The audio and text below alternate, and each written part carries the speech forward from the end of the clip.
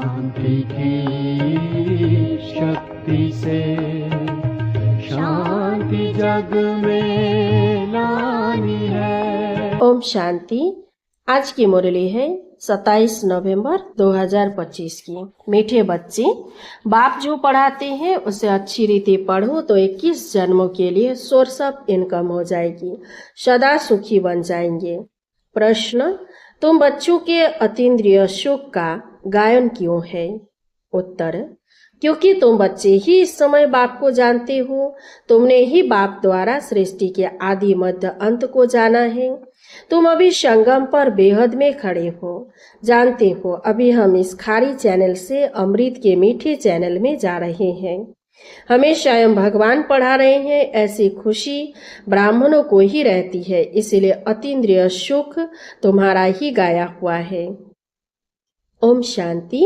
रूहानी बेहद का बाप रूहानी बेहद के बच्चों प्रति समझा रहे हैं, यानी अपनी मत दे रहे हैं। यह तो जरूर समझते हो कि हम जीव आत्माएं हैं, परंतु निश्चय तो अपने को आत्मा करना है ना। यह कोई हम नया स्कूल नहीं पढ़ते हैं, हर 5000 वर्ष के बाद पढ़ते आते हैं। बाबा पूछते हैं ना, आगे कभी पढ़ने आए हो? तो सब कहते हैं हम हर 5000 वर्ष बाद पुरुषोत्तम संगम युगे बाबा के पास आते हैं।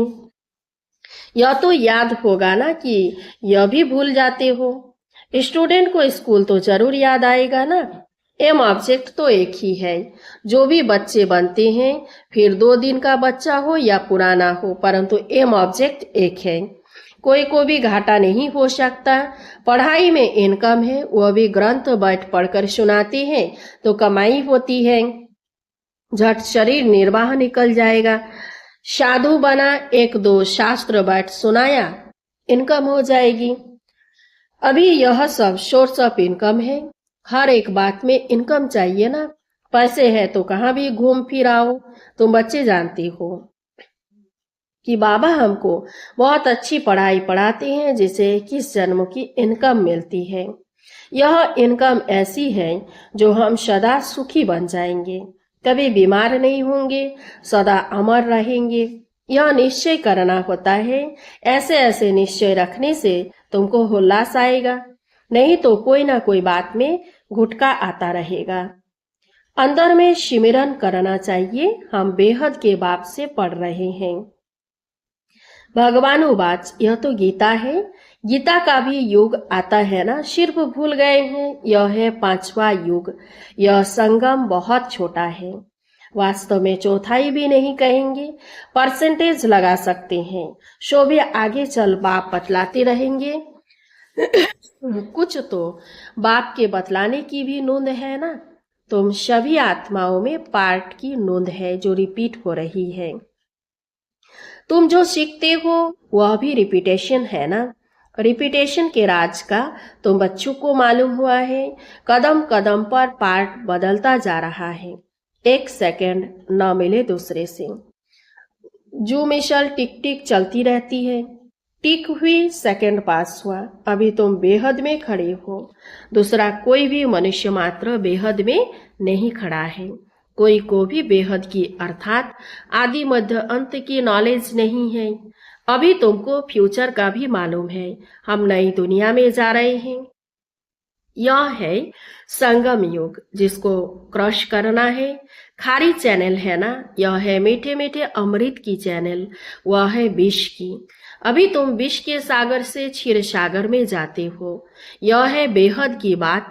दुनिया में इन बातों का कुछ भी पता नहीं है। नई बात है ना, यह भी तुम जानते हो। भगवान किसको कहा जाता है, वह क्या पार्ट बजाते हैं, टॉपिक में भी बताते हो। आओ तो परमपिता परमात्मा की बायोग्राफी तुमको समझाएं। यूं तो बच्चे बाप की बायोग्राफी सुनाते हैं, कॉमन है। यह तो फिर बापों का बाप है ना। तुम्हारे में भी नंबरवार पुरुषार्थ अनुसार जानते हैं। अब तुमको यथार्थ रीति बाप का परिचय देना है। तुमको भी बाप ने दिया है, तब तो समझाते हो। और तो कोई बेहद के बाप को जान न सके। तुम भी संगम पर ही जानते हो। मनुष्य मात्र देवता हो व शूद्र हो, पुण्य आत्मा हो पापात्मा हो, कोई भी नहीं जानते। सिर्फ तुम ब्राह्मण जो संगम युग पर हो, तुम ही जान रहे हो। तो तुम बच्चों को कितनी खुशी होनी चाहिए। तब तो गायन भी है। अतीन्द्रिय सुख पूछना हो तो गोप गोपियों से पूछो। बाबा बाप भी है, टीचर सतगुरु भी है। सुप्रीम अक्षर तो जरूर डालना है। कभी कभी बच्चे भूल जाते हैं। यह सब बातें बच्चों की बुद्धि में रहनी चाहिए। शिव बाबा की महिमा में यह अक्षर जरूर डालने हैं। शिवाय तुम्हारे और तो कोई जानते ही नहीं। तुम समझा सकते हो तो गोया तुम्हारी विजय हुई ना। तुम जानते हो बेहद का बाप सर्व का शिक्षक, सर्व का सद्गति दाता है, बेहद का सुख, बेहद का ज्ञान देने वाला है। फिर भी ऐसे बाप को भूल जाते हो। माया कितनी समर्थ है। ईश्वर को तो समर्थ कहते हैं, परंतु माया भी कम नहीं है। तुम बच्चे अभी एक्यूरेट जानते हो। इनका तो नाम ही रखा है रावण। राम राज्य और रावण राज्य, इस पर भी एक्यूरेट समझाना चाहिए। राम राज्य है तो जरूर रावण राज्य भी है। सदैव राम राज्य तो हो न सके।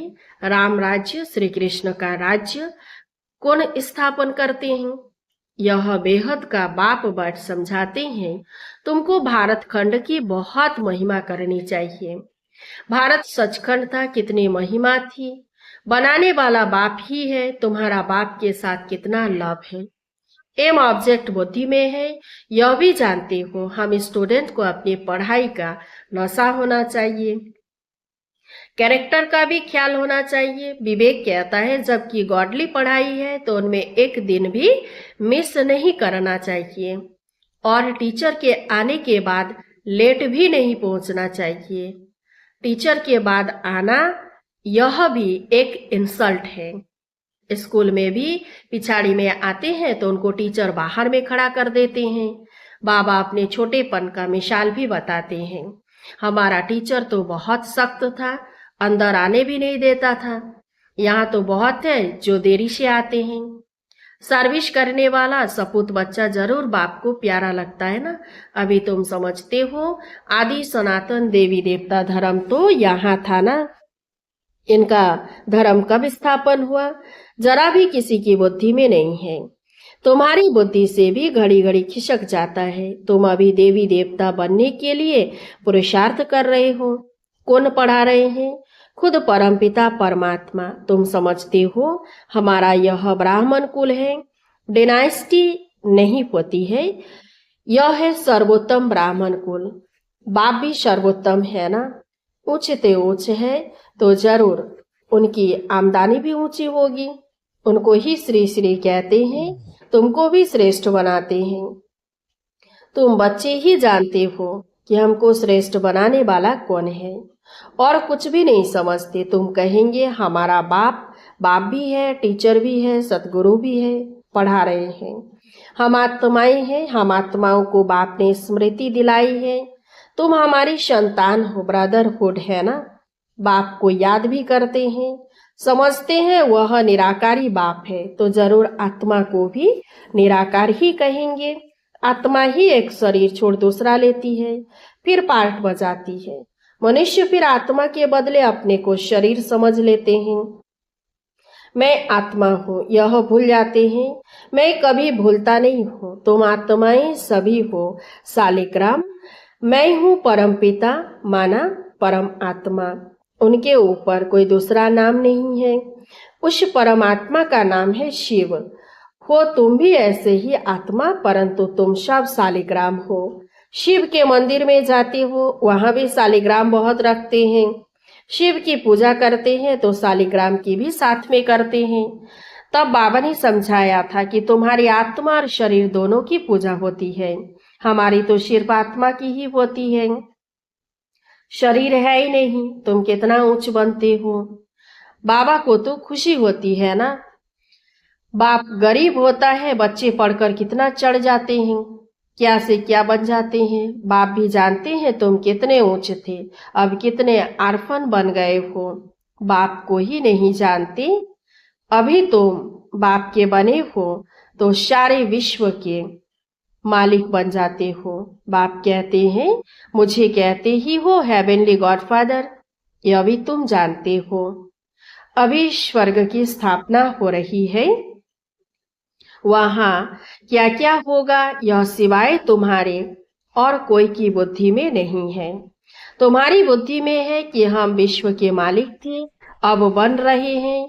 प्रजा भी ऐसे कहेगी ना कि हम मालिक हैं। यह बातें तुम बच्चों की ही बुद्धि में है, तो खुशी रहनी चाहिए ना। यह बातें सुनकर फिर दूसरों को भी सुनानी है। इसलिए सेंटर व म्यूजियम खोलते रहते हैं। जो कल्प पहले हुआ था वही होता रहेगा। म्यूजियम, सेंटर्स आदि के लिए तुमको बहुत ऑफर करेंगे, फिर बहुत निकल पड़ेंगे। सबकी हड्डियां नरम होती जाती है। सारी दुनिया की अब तुम हड्डियां नरम करते जाते हो। तुम्हारे योग में ताकत कितने जबरदस्त है। बाप कहते हैं तुम्हारे में ताकत बहुत है।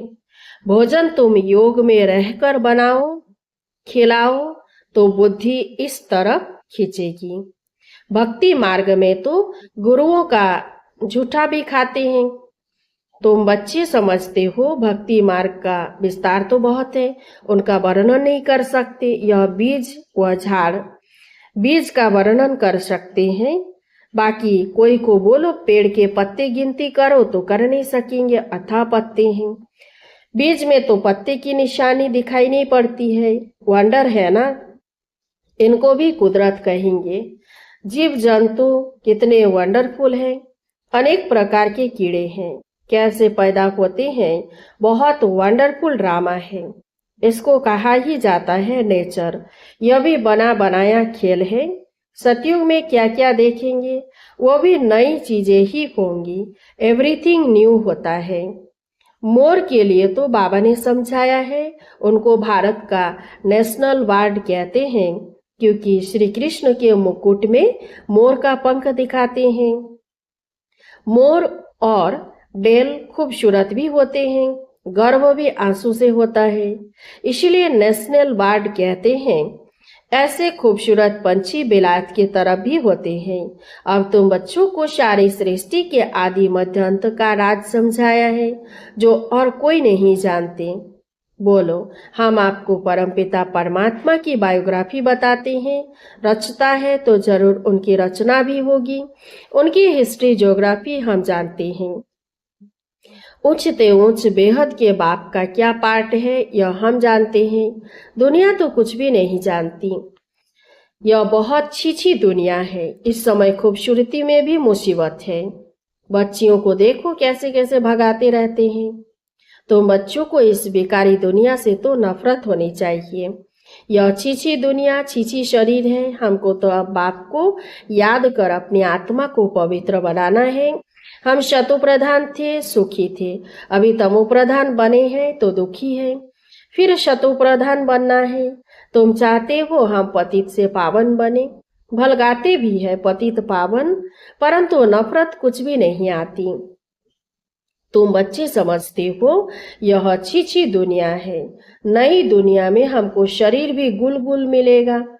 अभी हम अमरपुरी के मालिक बन रहे हैं। तुम बच्चों को सदैव खुश हर्षित मुख रहना चाहिए। तुम बहुत स्वीट चिल्ड्रेन हो। बाप 5000 वर्ष बाद उन्हीं बच्चों से आकर मिलते हैं, जो तो जरूर खुशी होगी ना। हम फिर से आए हैं बच्चों से मिलने। अच्छा, मीठे मीठे शिकिलधे बच्चों प्रति माता पिता बाप दादा का याद प्यार और गुड मॉर्निंग। रूहानी बाप की रूहानी बच्चों को नमस्ते। हम सब रूहानी बच्चों की रूहानी बाप दादा को याद प्यार और गुड मॉर्निंग। नमस्ते नमस्ते नमस्ते।